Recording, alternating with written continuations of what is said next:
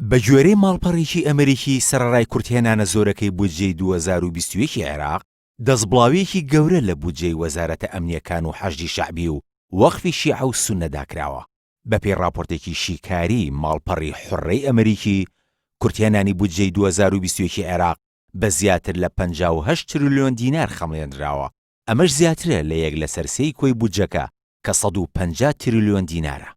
راپۆرتەکە جەختی لە خەرجی سەربازی و ئەمنی لە بودجەکەدا کردوێتەوە بە جۆرێک بڕی 2 تریلیۆن و 800 ملیار دینار بۆ هێزەکانی حەشدی شەعبی تەرخان کراوە. بەشێکی سەرەکی گروپەکانی سەر بەو هێزەش سەر بە گروپە چەکدارەکانی نزیک لە ئێرانن، لەوانش گروپە چەکداریەکانی بەدر و عەسائیبی ئەهلی حەق و کەتائیبی حیزبوڵڵا.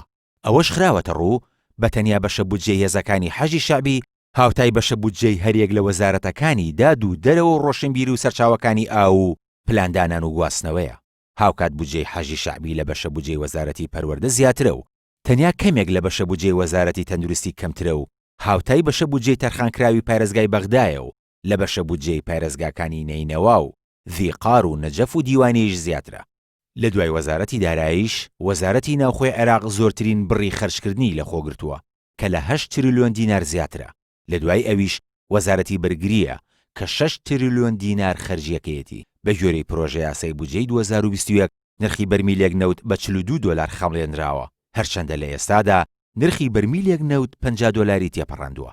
هەر لەو بارەوە جەلال لەفتە شارەزای ئابووری بە ماڵپەڕەکەی ڕاگەیاندووە پێویست بوو حکوومەت پێداچوونەوەی بکردایە بە تەرخانکردنی ئەو گژمە پارەیە بۆ چەکدارکردن و بەرگری، چونکە لە ئێستادا عێراق لە کاتی جەنگدا نییە، بەڵکو لە قەیرانێکی دارایی قوڵدایە.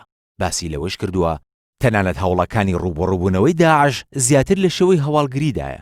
بژاردنەوەی ئابووریش باشترین ڕێگایە بۆ ڕێگریکردن لەسەر هەڵدانەوەی تونڕەوی. ئاماژەی بەوەش کردووە لە بودجەکەدا تریلیۆنێک دینار بۆ خەرجی بەکاربردنی هەردوو وەقفی شیعە و سوننە دیاری کراوە. لە کاتێکدا بودجەیەکی هاوشێوە بۆ پارێزگا وێرانکراوەکانی وەک نەینەوە تەرخان نەکراوە.